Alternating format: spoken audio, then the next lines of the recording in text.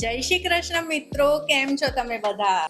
કોઈ પણ વ્રત કે ઉપવાસ હોય તો આપણા ઘરમાં રાજગરાનો શીરો તો બને જ. પણ શું તમારો શીરો એકદમ જ જાળીદાર અને જરા પણ ઘી છૂટું ન પડે તેવો બને છે ખરો? તો ચલો નાની નાની ટિપ્સ ધ્યાનમાં રાખીને રાજગરાનો શીરો તૈયાર કરી લઈએ.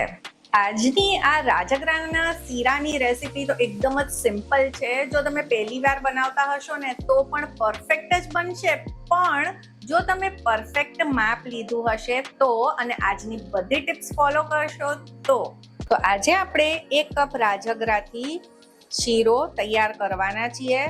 તો હવે બીજી વસ્તુઓ કયા પ્રમાણમાં લેવી તે જોઈ લઈએ.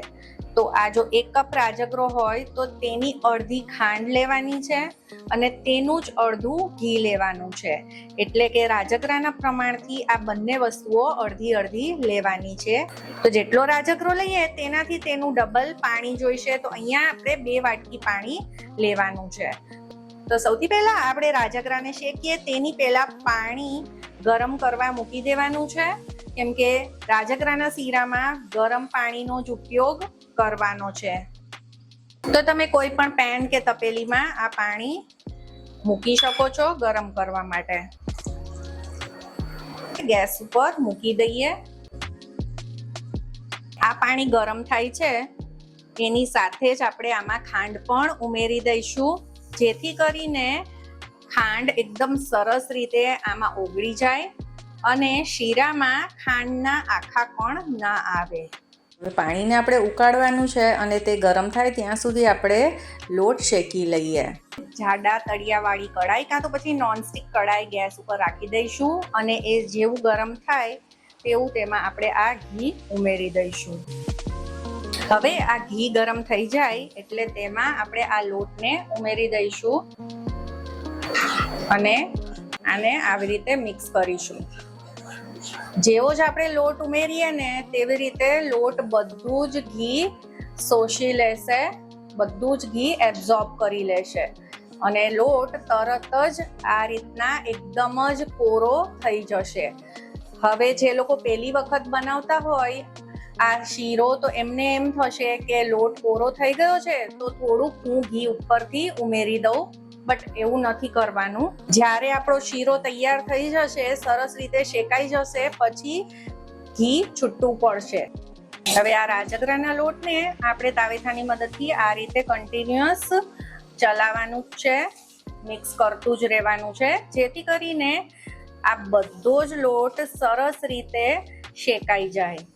અને ફ્લેમને આપણે બહુ ફાસ્ટ નથી રાખવાની, નહીતર ઉપરથી તો એનો કલર સરસ ડાર્ક બ્રાઉન આવી જશે પણ અંદરથી તે કાચું જ રહેશે અને જ્યારે આપણે શીરો ખાઈશું ને તો તે થોડોક ચોટશે. હવે જો તમે જોશો તો આ થોડો થોડો શેકાવા લાગ્યો છે અને પહેલા કરતાં થોડો ઢીલો પણ થઈ ગયો છે, ઘી છૂટું પડ્યું છે. તો બીજા ગેસ ઉપર જે આપણે પાણી મૂકેલું ગરમ કરવા તે ઉકળવા લાગ્યું છે, તો ગેસની ફ્લેમ બંધ કરી દઈશું ને આ પાણીને આપણે ઢાંકી દઈશું. હવે ઘણા લોકો આ શીરો ઓછો શેકેલો પસંદ કરે છે, થોડો લાઇટ કલરનો. તો તમારે આ સ્ટેજ ઉપર જ આમાં પાણી અને જે ખાંડ આપણે ગરમ કરીને રાખેલું છે તે ઉમેરી શકો છો. અમે તો આને થોડો વધારે જ શેકીએ છીએ. તેનાથી શું થાય છે કે શીરો એકદમ જ છૂટો જાળીદાર બને છે અને ખાવામાં તે ચીકણો પણ નથી લાગતો. આ લોટ એકદમ જ સરસ રીતે શેકાઈ ગયો છે. આવો સરસ કલર આવી ગયો છે અને સુગંધ પણ સરસ આવવા લાગી છે. આપણે આમાં પાણી ઉમેરી દઈશું. હવે મેં કેમેરો પણ દૂર રાખ્યો છે કેમ કે આના છાંટા બહુ જ દૂર સુધી ઉડે છે, એટલે આપણે પણ થોડું જાળવીને પાણી ઉમેરવું.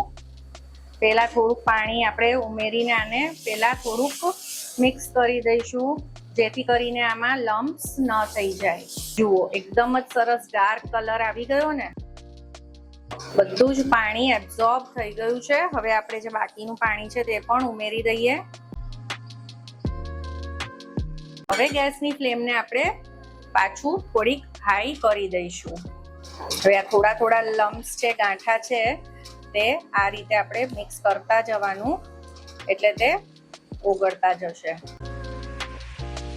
હવે અત્યારે હું તમને એક ટીપ આપીશ કે આ સ્ટેજ ઉપર આ હજી જ્યારે આટલો થોડો ઢીલો છે, હજી પરફેક્ટ નથી થયો, ત્યારે આપણે ફક્ત 2 મિનિટ માટે આને ઢાંકીને કૂક કરીશું.